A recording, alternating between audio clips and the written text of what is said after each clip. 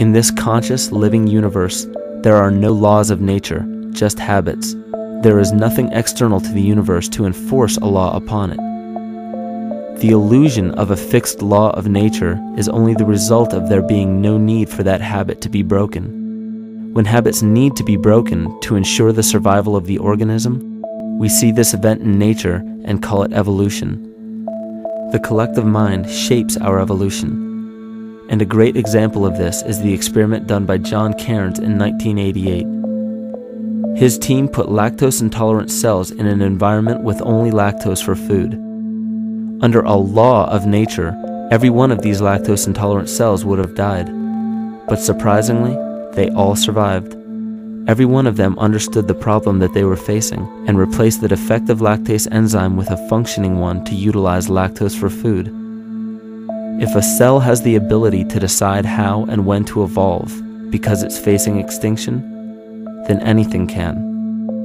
The existing beliefs are that a human body is a biochemical machine controlled by genes, and therefore the behavior, emotions, and character of our biology, our health, our lives, are controlled by genes which we don't control. So this is what we taught people. You're a victim. Genes control your life. You didn't pick them. You can't change them. The genes you end up with program what's going to happen. My experiments on stem cells, which I started in 1967, I'd isolate one stem cell, put it in a petri dish, and then it would divide every 10 hours. So I took all the cells, split them up into 3 groups, and then just put them in 3 petri dishes. And then I changed the growth medium, the constituents of the environment, in each of the 3 dishes. In one dish, the cells form bone. The second dish, they form muscle. And a third dish, they form fat cells.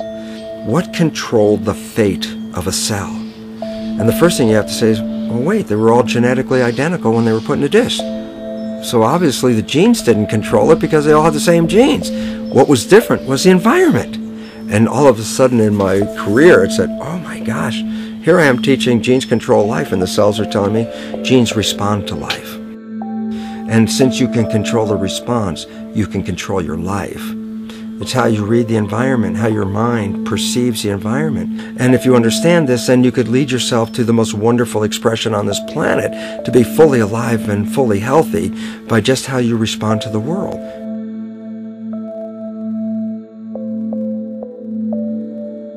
In the face of financial collapse across the world, political and religious wars raging tirelessly, and an ever-growing feeling of being lost and void of meaning, there is a great amount of energy being pushed to the surface of the collective mind.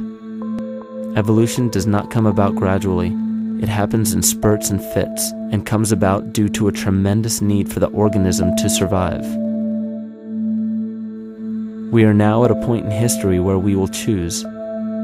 We will choose to become sovereign or remain dependent, to face our true self or continue fighting a ghost, to become well or allow this disease to grow, to live or to die. The choice is yours.